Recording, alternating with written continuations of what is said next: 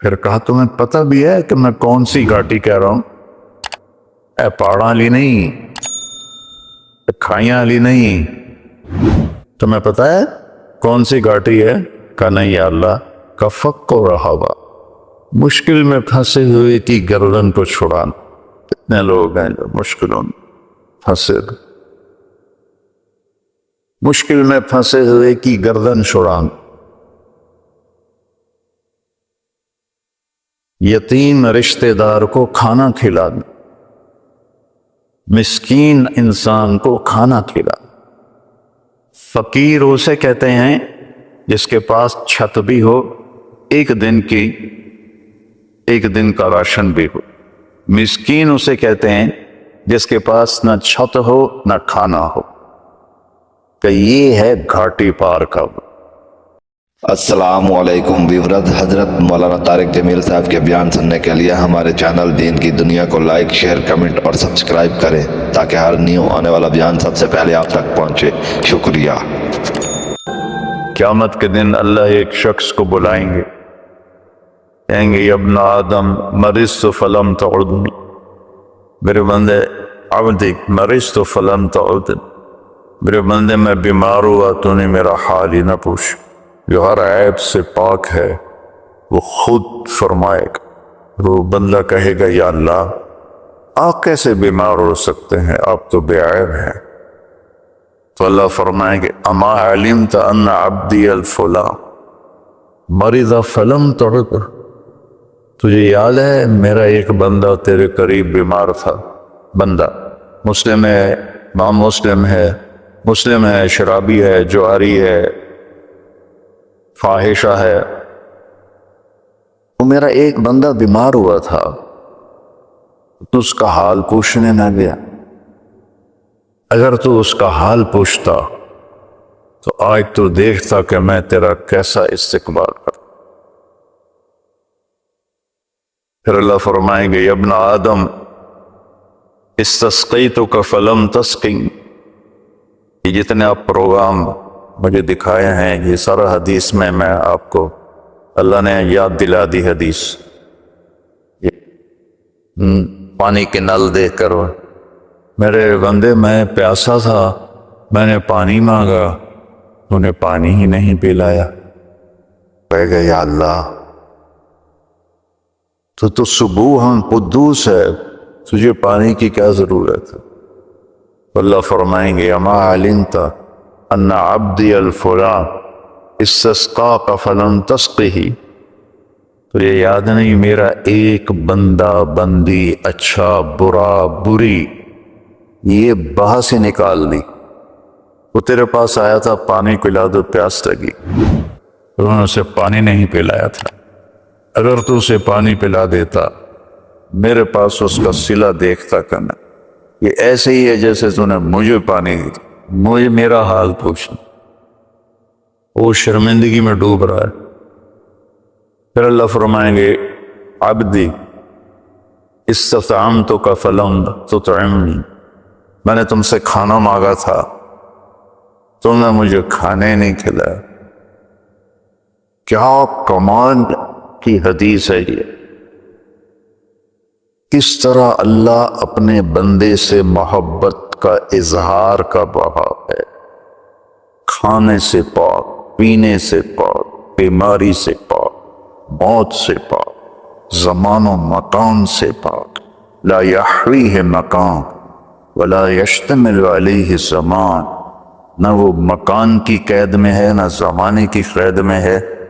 اور یطعم ولا یطعم، کھلاتا ہے کھاتا نہیں، یسقی ولا یسقا، پلاتا ہے پیتا نہیں۔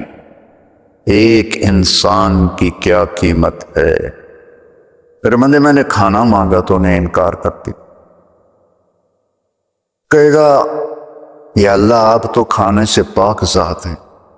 اللہ کہیں گے اما علمت ان عبدی الفلاں استطعمتک فلم تطعمہ، اس سے کھانا مانگنے آیا تھا تو نے اسے کھانا نہ کھلایا، اگر تو اسے کھلا دیتا تو اس کا صلہ آج میرے پاس پا لیتا۔ یہ ایسا تھا جیسے تو نے مجھے کھانا دے دیا۔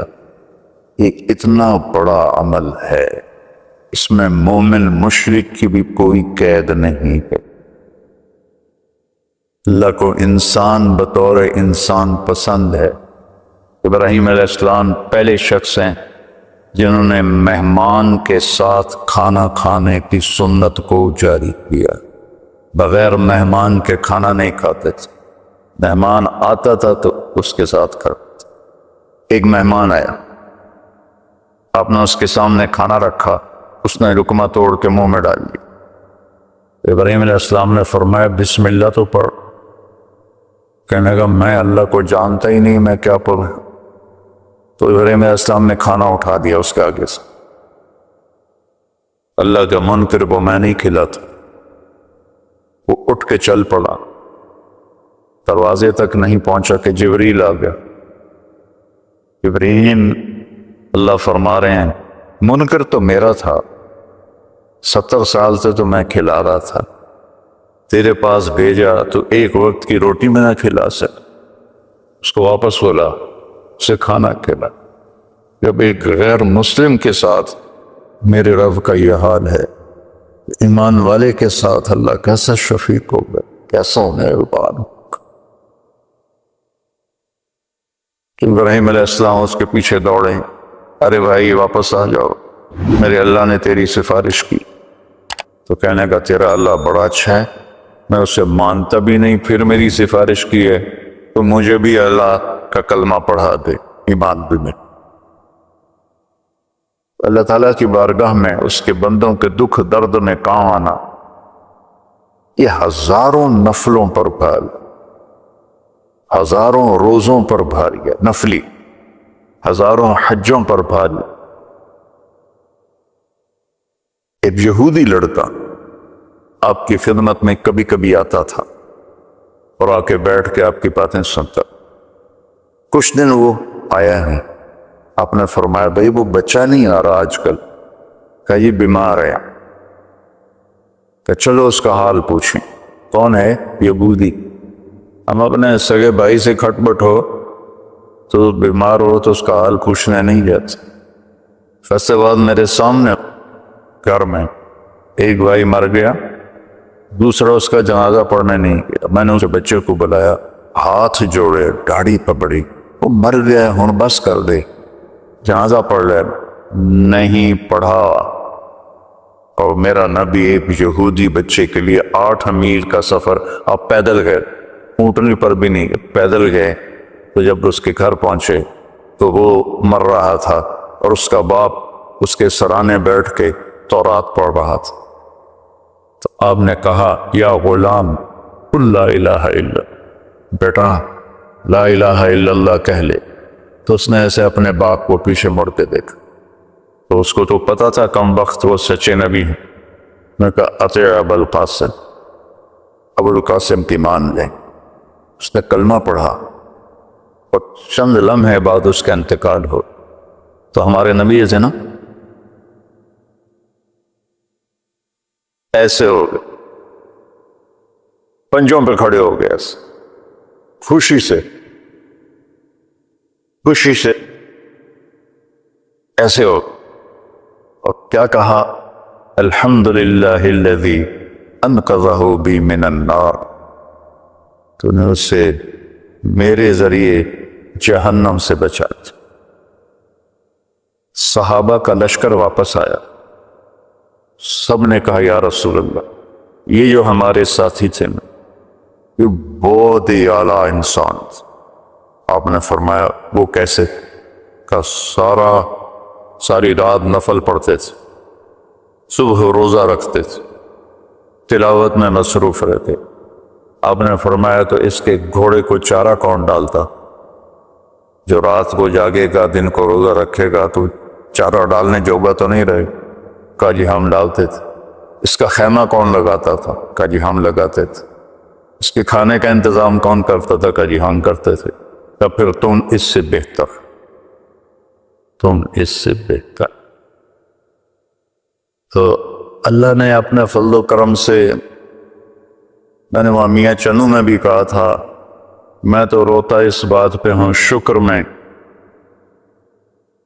کرتا خود ہے اوپر ہمارے نام لگا رہا ہے، یہ طارق جمیل نے کیا ہے، یہ احتشام نے کیا ہے، یہ یوسف نے کیا ہے، یہ راشد نے کیا ہے۔ کرتا تو وہ خود ہے، ہمارے کھاتے میں ڈال دیتا ہے۔ تو فرائض کے بعد دیکھو، فرائض کی معافی کوئی نہیں۔ فرائض کے بعد اللہ کے بندوں کے ایک آدمی نے کہا یا رسول اللہ اريد ان اکون خیر الناس، میں چاہتا ہوں سب سے اعلیٰ درجے کا انسان بن جاؤ۔ تو آپ نے کہا کن نافعا للناس تکن خیر الناس، تم لوگوں کی خدمت کر تو سب سے بڑا انسان بن جائے۔ اتنے نفل پڑھ، اتنے تہجد پڑھ، اتنے روزے رکھ، اتنے حج کر، اتنے عمرے کر، لوگوں کی خدمت کر، سب سے بڑا انسان۔ فرائض کی معافی نہیں۔ اس کو پورا کرنے کے بعد ایک آیت سنا کے میں ختم کرتا ہوں۔ اللہ تعالیٰ نے لوگوں کی مدد کے لیے جو تعبیر استعمال کی ہے کسی جگہ نہیں، جاشکل کام ہے گردن کٹانی، وہاں یہ تعبیر نہیں ہے۔ حج، اللہ نے مجھے بہت حج کرائے، کتنا مشکل ہوتا تھا مینا، عرفہ، مزدلفہ۔ ایک عمل پر اللہ نے کہا فَلَاقْتَحَمَ الْعَقَبَةَ وَمَا أَدْرَاكَ مَا الْعَقَبَةُ فَكُّ رَقَبَةٍ أَوْ إِطْعَامٌ فِي يَوْمٍ ذِي مَسْغَبَةٍ يَتِيمًا ذَا مَقْرَبَةٍ أَوْ مِسْكِينًا ذَا مَتْرَبَةٍ۔ اللہ، کیوں نہ پھر تو نے گھاٹی میں چھلانگ لگائی۔ عرب میں پہاڑ تھے، گھاٹیاں تھیں، تو گھوڑے کو اٹھانا اس کو اقتحام کہتے ہیں۔ آگے کوئی کھائی ہے، کھڈا ہے، اور وہاں سے گزارنے کے لیے کھائی گہری ہے تو گھوڑا نیچے تو جائے گا نہیں، پھر وہ پیچھے سے آ کر جب اس کے قریب آتے تھے تو اس کو چھانٹا مارتے تھے، وہ لگام میں سے اٹھاتے تھے، گھوڑا تیر کے آگے نکل جاتا تھا۔ عامر بن عبد الود نے جنگ خندق میں، وہ 30 فٹ چوڑی خندق تھی، 30 فٹ، اور اس کی 100 سال عمر تھی اس وقت، اور اس نے پیچھے سے گھوڑے کو دوڑایا اور وہاں آ کر اسے چھانٹا مار کے لگام اٹھائی، 30 فٹ گھوڑا پار کر دی، لیکن جان کا خطرہ تو ہوتا ہے۔ تو اللہ نے کہا پھر تم نے گھاٹی میں چھلانگ کیوں نہ لگائی؟ السلام علیکم ویورز، حضرت مولانا طارق جمیل صاحب کے بیان سننے کے لیے ہمارے چینل دین کی دنیا کو لائک، شیئر، کمنٹ اور سبسکرائب کریں تاکہ ہر نیو آنے والا بیان سب سے پہلے آپ تک پہنچے۔ شکریہ۔